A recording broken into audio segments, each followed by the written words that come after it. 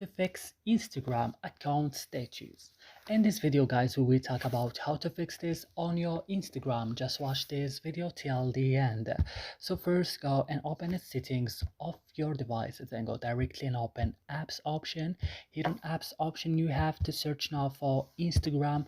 Open Instagram and you have to scroll down and click on storage option.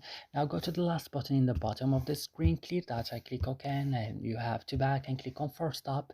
Click also OK, and do what you can do right now. Go to your Play Store, update your Instagram if it's not updated. After this, go and restart your phone.